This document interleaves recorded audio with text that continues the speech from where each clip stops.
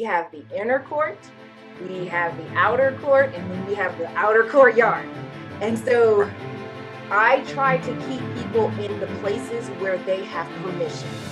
And as Brandy Baxter is an accredited financial counselor, a financial fitness coach, and the owner of Living Abundantly, a financial education and coaching company.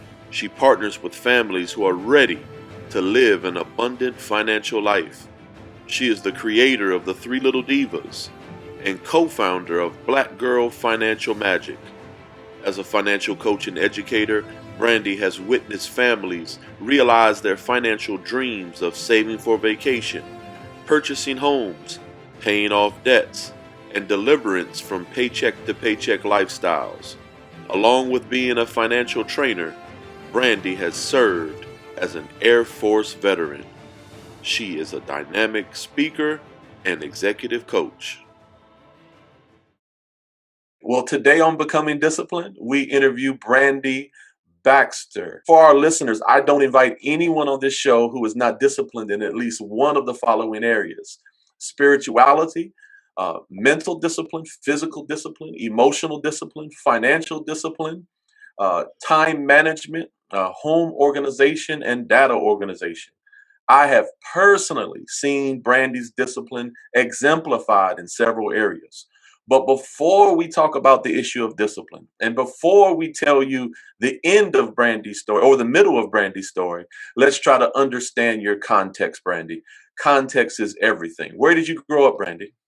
I grew up in Toledo, Ohio, Oh, a working class community south of Detroit. okay. Now, would you call your family traditional or unconventional? My family was very much unconventional. My mom was a single mom. She raised four daughters on her own. I lived very close to my grandparents most of my growing up years. And so they played a key role in a lot of my development and just who I am as a person. Sure. Now, who was the person? I'm actually I'm already gonna diverge from the notes because my mind is kind of racing here. On two different levels, who was a person who had an extreme amount of discipline in your life in your formative years? But then also, I'm gonna throw you a curveball. Who is someone in your life that you met that encouraged you regarding the area of financial discipline, which is two Wow. separate things? Absolutely. Okay, so in my formative years, the person who had the most discipline and also who had the most influence on me was my grandfather. He retired from the railroad, moved north, and every morning this man ate the same thing for breakfast. And Mm. every afternoon he read the newspaper. And every evening he went for a walk. Wow. And as a child, these just seem like very strange practices. Like, what in the world? But as an adult, I began appreciating that consistency and I began appreciating how that schedule helped him stay in control of the things that were happening in his life. And it just gave him a sense of peace. And he was able to just really enjoy his retirement years. Right. And so it's so funny. Often now, as an adult, whenever I have two eggs, two pieces of bacon, and two pieces of toast, I'm always reminded of my grandfather. That's awesome. That is awesome. That is awesome. As an adult, I found myself really getting disciplined with personal finance when I wanted to join the military and going through the application process and everything. And the recruiter says to me, "You have more debt than you have income. Mm. And as a result, you could potentially be a security risk for the United States. And we're not sure we can let you in unless you can pay down some of this debt." And I was like, "What? I've never heard of such a thing. Anybody can join the military. What are you talking about?" And it was this very awakening moment for me because prior to that, I had not connected financial decisions with anything outside of buying and consuming. I had never connected my financial decisions with how it could impact other areas of my life.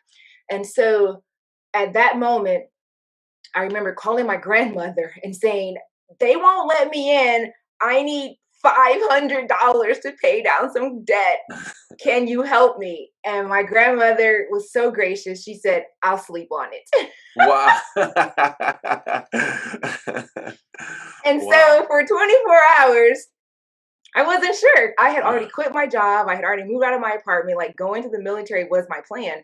And it was now in jeopardy. Mm, Lovingly, my grandmother loaned me the money and I paid down the debt. And 30 days later, I was able to join the military. But it just stayed with me like, wow, financial decisions have an impact on so many other areas of our lives. And so when I joined the military, I took full advantage of the family support program, financial education, etc. And it began to be something that I was passionate about because I recognized if I didn't know this stuff, other people didn't know this stuff as well. And more importantly, in our smaller blue collar working class communities, we often go to work, pay bills, go to work, pay bills. And sometimes, if we're not careful, we can miss how this cycle and the choices we make in the middle of that cycle can have an impact on other areas outside of our financial mm, very powerful. Very powerful. Very life. powerful. Um, and let me just share this with our audience as well. I have worked in clearances and adjudications for many, many years. In the government. Um, and I'm speaking about past experiences, not current experiences. And I can share with you as at least as late as 2017, um, the reason why people lost their clearance, the biggest reason was because of financial indebtedness. So it's a significant issue. And I can also say that working in not for profits, um, I have seen people who have degrees and are officers and everything that you would never even imagine that struggle with their budgeting. Yeah. So I can't wait to get into that as we progress in this interview. Now, growing up, because we want to stay on the context of who is Brandy. All right. uh, you are very, very tall, but I also know you come from a really religious background. So were you allowed to play sports, and did you play a basketball or anything like that? So first, let me clarify for your audience. I'm only 5'9". Oh, Tony says wow. really, really tall. So we want to make sure we keep that like, well, how tall is she? I'm only 5'9". The funny thing is, yes, I did grow up in a very strict religious background. And I was not allowed to participate in a lot of extracurricular activities. But the interesting thing about that is I wasn't interested in extracurricular activities.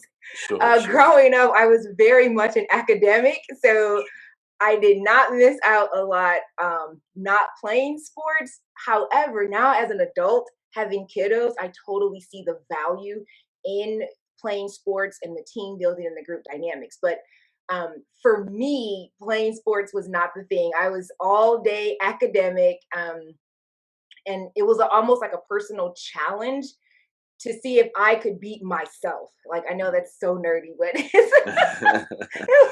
No, no, that's awesome. That is awesome. Well, I can say, Brandy, to me, you seem like you're 6 foot. Okay, you seem like it must be the spiritual stature. That's why. That's why. Now, okay, I'll take it. now, when we speak about academics, who's responsible for helping you with good study habits, and who helped you with your study habits? Because a lot of times people don't understand. It's not always how smart you are, but it's if you can develop good study habits, that I'm going to study between this time and that time, and I'm going to have good Mhm. notes, and I'm going to learn about note taking and all of those things. Who taught you that? Wow. So I feel like a combination of people were involved in that development for me. My Time for Connie's Golden Nugget. in a topic, she was the first one to say, "Okay, let's go to the library and get all the books you want and read about it." She always encouraged reading.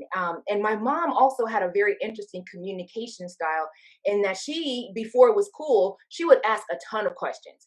Uh, Rarely would she allow us to ask a question and then she would answer. She always challenged us to know for ourselves. So that Mm, sort of started me on this quest of knowledge seeking. And then when I was in high school, I was blessed to have an amazing English teacher who would just sit. She noticed that I loved reading and the writing aspect of it. She helped craft for me and would introduce me to other writers and teach me how to pay attention to what other writers were doing so that I would then notice where my writing was different and where I wanted to make adjustments in my writing style, as well as key elements to include in a story. All of the details that people now compliment me on, I attribute to my mom's just support and to my English teacher really encouraging me to pay attention to what is working well and to identify, you know what, I need to include that or I need to make an adjustment in my own writing as well. I want our listeners to catch and to ensure that they catch that about the way your mom would answer a question with a question. Yes. Sometimes I get too busy answering the questions instead of using that process. And we also Hmm. know, I think we know the wisest man of all used your mom's process as well. So, Or so she used that's his process. that's right. That's right. That's right. That's oh yeah, absolutely, absolutely.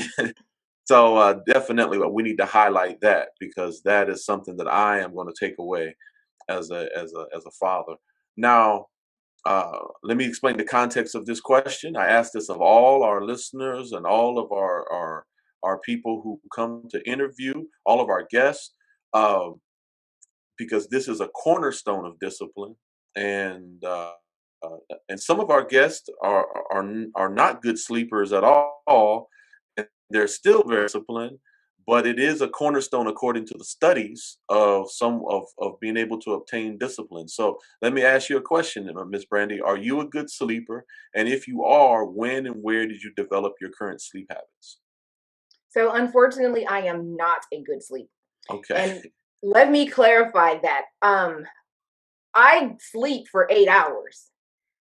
What I'm learning as an adult is I am not deep sleeping for 8 hours. And Mhm. so I am a thinker. Oh my gosh. And I sometimes feel like that's a punishment.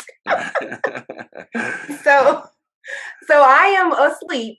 Like most of us, I have the smartwatch that tracks all the stuff. And so I am asleep for 8 hours, but I'm only deep sleep for about half of that, if Mm, that. And it's interesting the way the question is framed in that the sleep correlation to habits of being disciplined.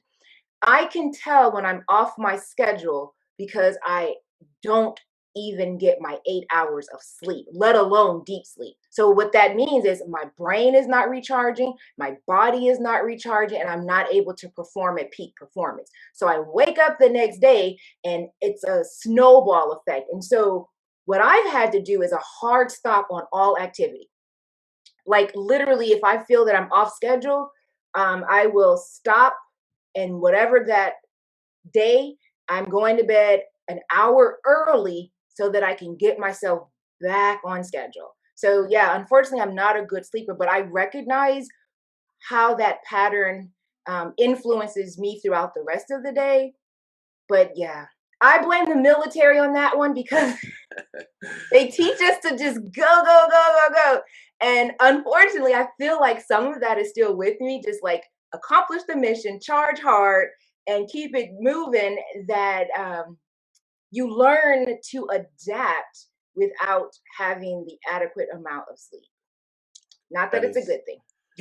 That is a great answer, and I liked how you broke that down. How you broke that down. Now, another aspect of discipline that is one of the more elusive, but the reason why I mention it is I think it's also the probably the number one key to success in life is emotional discipline. And I know that you have been in ministry, and then now you also now are dealing with a lot of young veterans, really, really young folks sometimes. And my question is, how do you manage those relationships with your clientele? Because I already know through ministry that sometimes those relationships and the boundaries can easily become blurry. So how do you manage that, and how do you keep that in check? So, not to over spiritualize this, but my husband and I think about our home life It's time for Connie's Golden like the Nugget. temple. So, we have the inner court, we have the outer court, and then we have the outer courtyard. And so, Right. I try to keep people in the places where they have permission. And as a Be disciplined. Subscribe now. people are in my outer courtyard, and I manage those relationships as such. I'm fully apparent, I mean transparent with them that this is this type of a relationship. These are the boundary lines that you have freedom to move around in. And Sure. then for other relationships, as in the case of like ministry, because it requires a deeper connection to me, I allowed some of those people to come into that outer courtyard. And they understand, my associates are here and you're here. And I don't let everyone in. Everyone can't get permission to that Sure. space. And then we have the inner court, right? So these are the people that uh to quote my husband, these are the people that you give your cell phone number to. Right, right. Your real cell phone number. Right, right, right, right, right. And so we have people that are part of our inner court, the ones that you can call on, your confidants. But then I also have a holy of holies. Mhm. And I look at my home address, that's my holy of holies. Everyone does not deserve to cross the threshold of my home. That is my sanctuary. That is my safe place, not only for me, but for my children. And so I manage that by looking at, okay, what level of access does this person, first of all, deserve? And Mm. second of all, am I willing to grant? Because there are people who deserve to be in my inner court, but I'm not willing to make the emotional investment at that time because I'm already taxed somewhere else. So I have to be very self aware.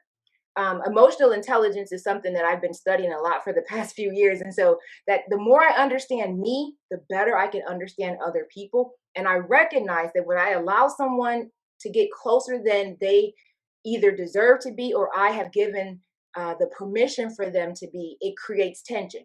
But if I'm very clear on the lines of these are the boundaries of this relationship, it helps them understand and it helps me understand, and we tend to not have any issues. That's very powerful.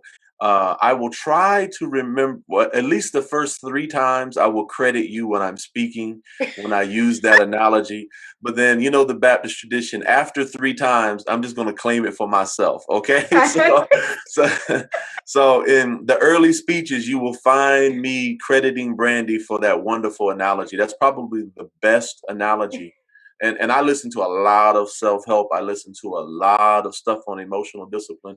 That is probably the best analogy that I've ever heard. So, Well, yet mhm, again, I cannot take credit for that. Our okay, Heavenly Father gave us that example. that is wonderful. That is wonderful. But not everybody takes that temple example and then applies it in such a wise way. So Gotcha. that is awesome, Sister Brandy.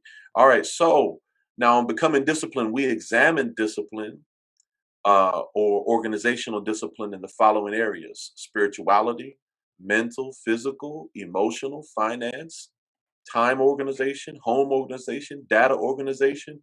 Can you tell us which of these do you consider your strongest points?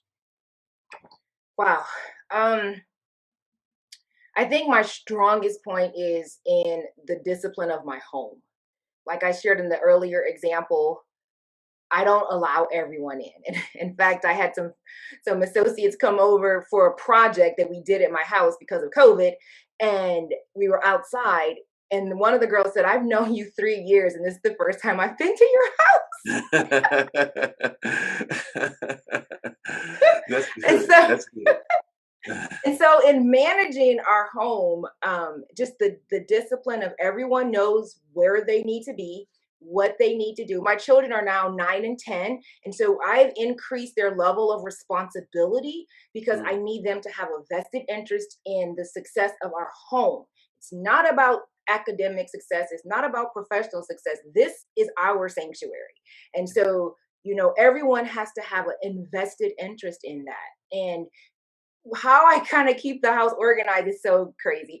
I have dry erase boards everywhere. Oh, wow. I list out things for my kiddos so they know what's expected of them in the morning when they come home from school before they go to bed.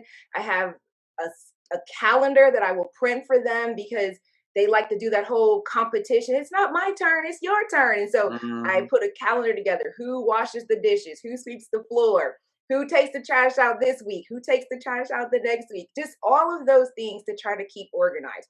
My husband and I, we share a calendar. So every appointment on his calendar and my calendar, both of us can see, so that we try to minimize scheduling conflicts. Um, yeah, all of those things, that's kind of my zone where I like to keep everything where it's supposed to be and keep it organized. Sure. Now, which of these would you consider your weakest? Or undeveloped areas? I like that better. Okay. So it's interesting. I feel that my area that I need to develop a lot more would be in physical discipline. I have not struggled in my adult life with balancing weight. I've been super blessed that my weight has been constant. However, what is seen on the outside is not indicative of what's happening on the inside. Sure.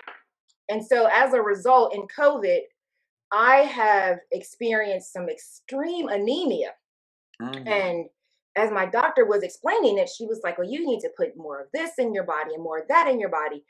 And I really, like, I knew it cognitively, I knew this, but I began to internalize how just because the exterior package looks socially acceptable does not tell the full story of what's happening on the inside.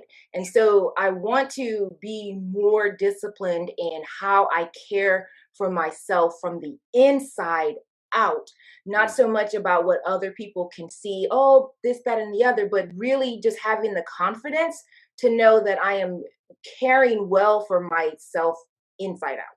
sure. And I think we can learn that not a lot of people aren't going to understand this reference, but anyone who watched wrestling as a child, unfortunately, we lose a lot of those wrestlers. Like it, and these wrestlers have amazing bodies. They're muscular and everything else, but because of not taking care of the inside out, Yeah. we lose them at age 50 and age 60. So that is a very good thing. Now, some people believe on focusing on strengths and ignoring weaknesses. What do you believe about that? I totally disagree with that. So I mentioned earlier about being a person who's pretty self-aware. Um, when my husband and I married, I began like packing up my whole life every 2.5 years. And so that meant every 2.5 years, I was experiencing new interpersonal relationships on whatever level. Right. And I began noticing a disturbing trend that every time we left an assignment, someone was mad at me. Oh, wow. Either I had said something or I had not met an expectation or whatever. And it began troubling me. And so I was like, Lord, I don't understand what in the world is happening. Clearly, this pattern is following me, so it must be me, right? So what am I doing wrong? And so I began identifying, just self-identifying the weak areas. How I communicate. My communication style is very direct, but I began recognizing most people don't like that, or they don't receive it with what I'm intending it to be. I also recognize that I ask a ton of questions, and some people receive that as challenging them, but for me, it's gathering information.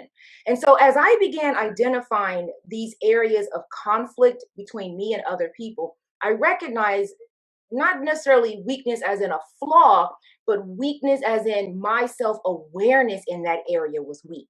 And as Mhm. I became more aware of it, I knew how to respond to other people. Mm. So, for example, in group dynamics, I don't immediately ask all the questions that start flooding my brain as I'm trying to gather information. I've learned to manage that and allow other people to ask questions or ask one question and stop talking.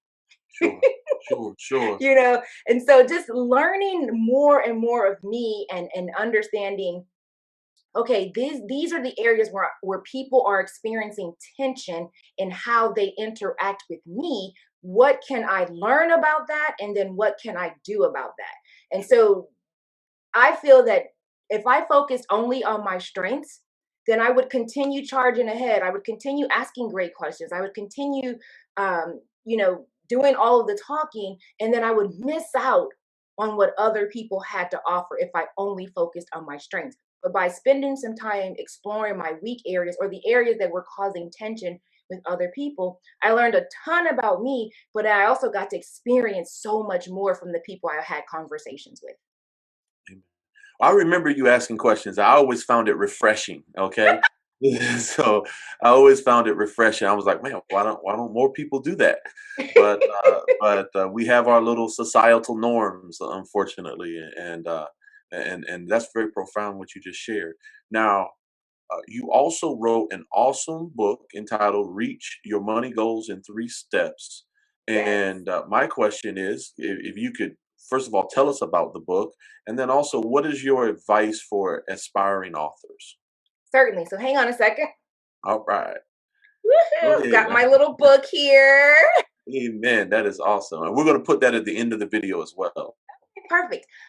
So I was inspired to write this book because I gave a presentation to a group of women veterans, and I wanted them to think about their money experience differently.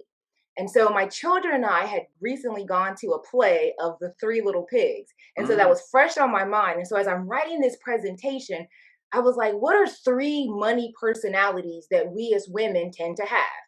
And so I began drafting an outline of like the first little pig who had the house of straw. What kind of money personality is associated with that?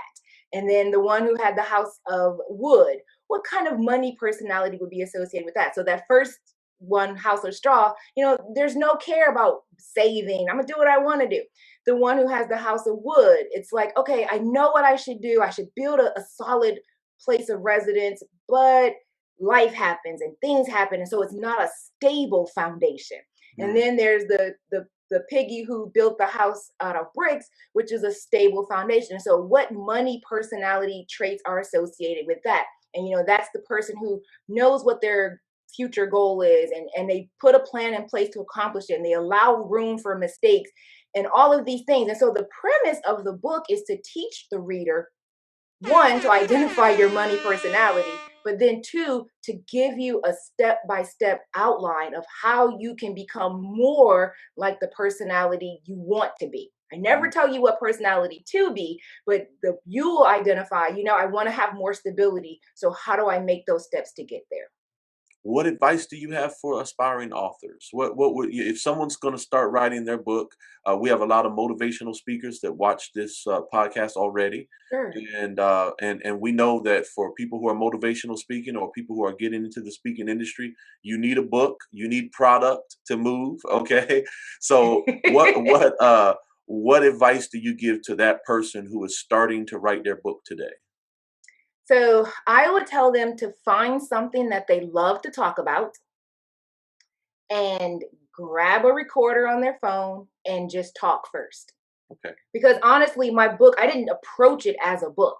A friend of mine is an author, and she said, hey, you should write this as a book. And I was like, I don't know how to do that. And she said, take your notes from your presentation. Mhm. And what I would do is start talking about the thing that I'm most passionate talking about, or take your recent talk that you've already given and follow that outline. I tend to present with three main points, and so I made each point a chapter, and I just expanded it. What more can I say about this? What more can I say about this? Or what do I want the reader to take away from this? When you're speaking, you're literally stuck to the clock because you have a limited amount of time. But when you're writing, you can tell the reader all the fun stuff that you would want to tell them while you are speaking. Mhm. So take your 3 points, make those your three meat chapters. Do an introduction chapter so the reader knows what they're getting into. If you need to explain anything, do an explanation chapter. Now you're at 5 chapters before you know it. And then you Right. have a wrap up chapter where you kind of summarize everything. And if you plan to write another book or you have another talk you want to turn into a book, whet the reader's appetite that something more is coming. So the story, my book is called The Story of the Three Little Pigs, right? Because I want the readers to know there's more to this story. This is not a single book. And in fact, I've already kind of got ideas of what the next two books are going to be. So once I get some time, I'm going to sit still and finish that. But really looking at the whatever the key points in your talk, what more can you say about that? What are some things that if you were in front of an audience, you would want them to take away? That's your 3 chapters. Do an intro chapter, an exit chapter, and then maybe one more chapter to kind of set things up, and you can have 5 chapters. You have helped just so many people. I don't think you're going to I don't think you realize how many people you've helped with that bit of advice. That is Let very me help you a little bit more. You can totally self-publish for free on Amazon. Like, amen. oh my gosh, I was blown away. And so for me, my writing project was more of a personal accomplishment. It was like, you know what, can I do this? I really felt that this was something special, unlike anything I had ever done before, the content. And so I was excited to make it a book. So I really, and I think you were going to ask me about that. How did I go through this process? So Right. I carved out the time and like said, this is my writing time, because I felt that this was something special. And so what I did not do was challenge myself to write every day. Mm. So in the middle of this, I'm still a mom, I'm a this, I'm a that. And so I said Sunday evening, the kiddos go to bed around 8. Sunday evening between 8 and 10, I'm going to work on my book. And I didn't approach it like, oh, I have to write so many chapters and all of that. My stuff is all non-traditional and unconventional against the fray. So what I just did, I said, I'm going to just give myself 2 hours. And if I were speaking to an audience, what would I say? So my book is very conversational, which was my intent. I wanted the reader to feel like we were sitting down, having soda or sipping tea, and then I'm talking to them. So let me clarify, my process worked for the intent of my book. If you're trying to write an informational book, you may want to tone down the conversational piece a little bit, but it's the same point. What would you want to say to someone? And then you write it. Mm. Which do you prefer more speaking or writing? Oh gosh, I prefer speaking all day. You get the back and forth there. Yes, I love the back and forth. And I'm an educator at heart. So I like it when people are like, well, tell me more. I'm like, gladly. That is awesome. That is awesome. Now, uh, your bio says that you are an AFC and an FFC. Can you share with our audience what is that and the process of how you became, how you got those credentials? Yeah. So an AFC is an accredited financial counselor, and an FFC is a financial fitness coach. Both of these designations demonstrate that I have invested time, education, and experience. And it was important to me to have designations because anyone can say, I'm a financial whatever, right? With the exception of financial planner. But you can say, I'm a financial coach, I'm a this, I'm a that. I wanted anyone working with me to know that I take my craft so seriously, that what the service that they are going to get with me, I take it so seriously that I adhere to what's called a fiduciary standard, which means that I voluntarily agree to put the needs of my clients ahead of my own financial gain. Mm. That's the oath that I take. And second of all, both designations require continuing education. So that also means that my clients can expect me to have invested the time to make sure that any tools, tips, or practices that I recommend are current, not outdated, and that they're relative to where we are right now. For example, I'm not going to recommend to a client that they stash their money under their mattress. That's Right. outdated and Right. ineffective, right? So I have, invested the time in continuing education so that I can deliver a high standard of service. Sure, sure. Now, for both programs, is um, that certification, does it come from a community college or does it come from a what? So those certifications come from a national organization called the Association of Financial Counselors, Planning and Education. And that is a membership organization. So in addition to my designation, I'm also a member of the organization. so that I'm invested in making sure that my fellow colleagues, that we all stay connected and we can continue to share best practices.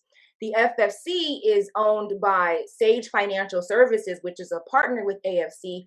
And similarly, that designation also comes with a community of financial coaches because the methodologies are different. Counseling is telling the client what to do. Coaching is asking the client what they want to do. And Mm. the approach is so different because as the coach, my job is to help the client unpack what they internally know they want to do, but they have some limiting beliefs or they have some mental blocks or they don't have the support and the encouragement to step out on that thing. And so, as a coach, it's not for me to hold the body of knowledge, it's for me to unlock the body of knowledge. Awesome. Now, for veterans who are just getting out and they might be intrigued about pursuing that as a path, do they have to get their bachelor's first before they apply for those? No, no education, prior education, I should say, is needed. You apply through the AFC website, which is afcpe.org. Apply through their website, and you can go through. There's a academic portion to it where they will train you on the counseling skills, and then there's a practicum side to it where you have to practice under the supervision of a mentor so many hours of financial counseling, coaching, training, and education before you are qualified to get your designation. Awesome, awesome, awesome. And if someone, here's a bonus tip, if someone is a military spouse, they often have, I think annually, a military spouse fellowship where you can apply and your tuition will be covered because you're a military spouse.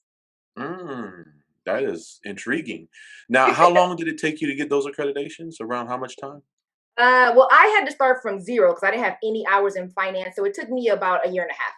The Oh, the education piece and then the earning my hours. okay. Now, you are embarking upon a new academic journey. So, can you talk to us about that?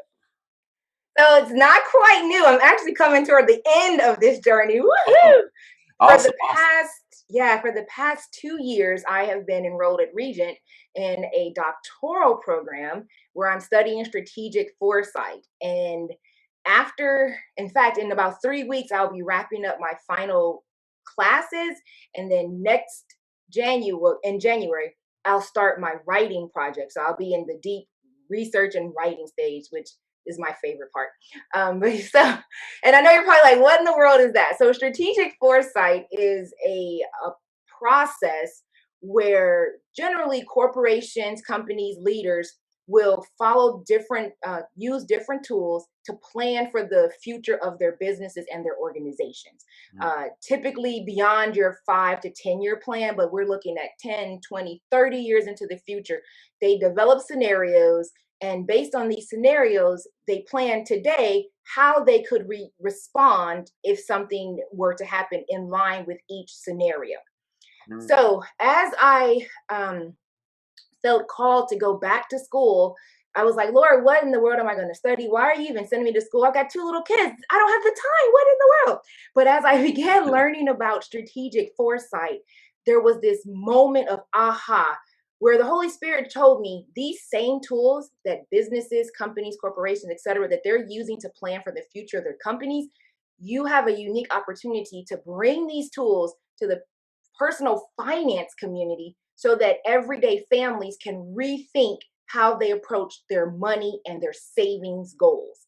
And Mm. so I'm taking these very corporate, stiff kind of tools, layering them with some brandy sauce, and now I'm going to present them to clients who are in a position to say, you know what, I've got cash flow, but I'm a couple, we've got kiddos, we want to save for college, we want to save for retirement. Like, how do we get started? And why is this even important? People know they want to do these things, and then we sometimes get stuck on the journey toward them. So, what I want to do is create a model where they can have the resources and the tools to help them stay on track. And I think, let me just, I mean, and correct me, and we'll edit it out if I'm wrong on my assumption here.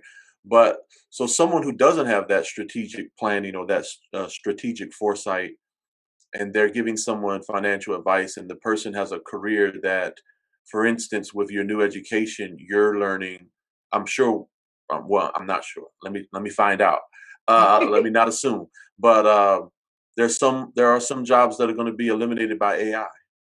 And as you're helping families plan, then that could become one of your suggestions if you know that this person is going to be in a position and they're financially planning and they're making right now $100,000 a year as a truck driver. Um, Educating them about that new risk that is coming Mhm. forward is something that's very valuable and very helpful. Absolutely. To put it in easier language, for those that are familiar with SWOT, imagine doing a SWOT analysis on your financial situation. Mm, that's powerful. And That's powerful. so now you start looking at, wow, where are the weaknesses? And like you mentioned, where are the threats? Where are the threats to my quality of life? Where are the threats to the future plans that we have? We want to send our kiddos to college. What are the threats associated with that? Very few people think in those terms. And so that's what I want to help people do. How do we think about our money from a strategic standpoint, not just save for retirement, right? Because everyone's doing that. Everyone's saving their million or 2 million for retirement. At least that's what they tell us. Sure, But sure. very few of us, how many families do you think had a strategic plan when COVID hit? Right. And we had mass unemployment. And even our own government was not prepared to respond to such a huge demand for resources. Sure. And so I want to equip families to say, okay, wait a minute. This is unexpected. Gotcha. But we have an emergency plan that we already worked on before the emergency happened. That's right. That's right. Yeah, I have a small carve out that I teach where I teach pretty much the Dave Ramsey plan, Uh but huh. then there's one thing I kind of depart from the plan slightly is I say that you need an account for when the stuff hits the fan. Mm-hmm. So because you need like what if everything kind of goes left? How do we Right. prepare for that? Now, with all that you've learned because anyone who's on this channel, they are eventually going to get a lot of Ramsey stuff. Uh, Mm-hmm. how is the plan that you're on, or how are the experiences that you've learned? How are they different, or what are some tweaks or some different perspectives on finance that is separate and apart from the Ramsey plan? Yeah, that's a great question. So Dave Ramsey teaches people how to save, how to budget, how to live, I think, zero debt, more cash based um, economy. What I want to teach people to do is really confront their relationship and their behavior with their money from a different and a strategic point. So while you're over here working on your cash based economy, what are you going to do with that? So good. Why are you saving that? And what is the plan in case something crazy happens? So mine is more of the okay, so I have my money saved using this model, but what happens when there's a COVID? How do we adapt? What is the impact of my financial decision? What is the impact of me choosing to forego the movies today? What is the impact of that on tomorrow? Mm, What is the impact of me putting my money in the stock market versus a bond account? And being okay with thinking through that. A lot of times what I've discovered is people make the choices because it's popular. We're mm, told to buy a home. We're told to buy a car. And following the Dave Ramsey model, you're told to live cash only because credit is not your friend. And while I am not a fan of the credit card industry, how many people think about the why behind the questions and the impact of that decision? So if I'm doing cash only economy, but I don't own a home, but that's my heart's desire, how do I reconcile the two?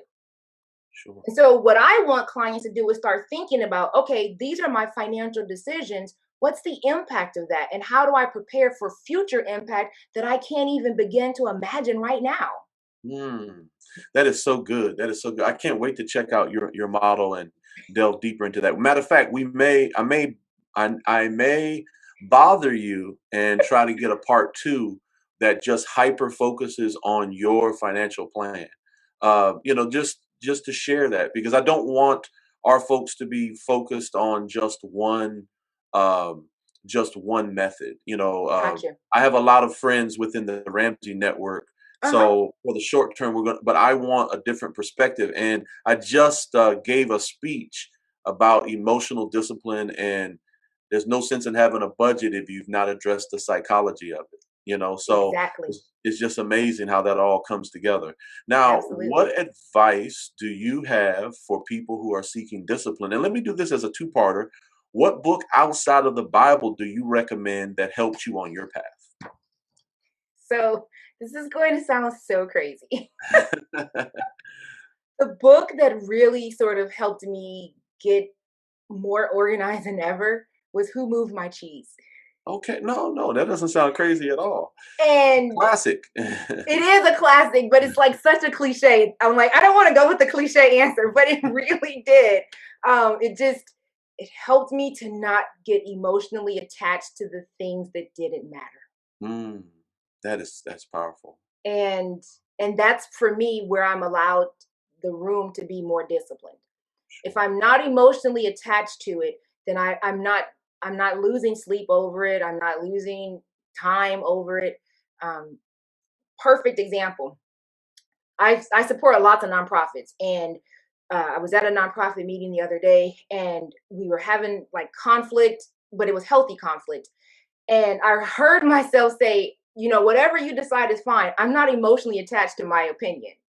Mm, And the other lady, she was like, neither am I. So if you want to go with this, that's okay. And it was just one of those things where, yeah, because no one was holding on, like my way is the right way, we were able to reach synergy so much faster than mm, if we had tried to hold on. And so I've discovered that when I'm able to just let it go and not be emotionally attached to the thing, then I'm able to really stick to what's important to me. If it doesn't fit my schedule, I'm not emotionally attached that I can't say, oh no, I can't do that. I just sure. can't do it. I don't have the time in my schedule. So that book has been really, really good for me. Um, and of course, being a student, I'm reading a ton of books now. So I couldn't even begin to pick one. Sure. But yeah, that one is the classic. Okay. Well, Miss Brandy, we thank you for coming on. We thank you for all that you're doing for our veterans, and we thank you for all that you are doing in your service to your community. At this time, we want to give you the floor. And do you have any closing thoughts for our listeners at Becoming Disciplined? I would tell your audience that think about discipline as a journey. And so often when we began a new journey, we are focused on the destination, we miss the surrounding scenery.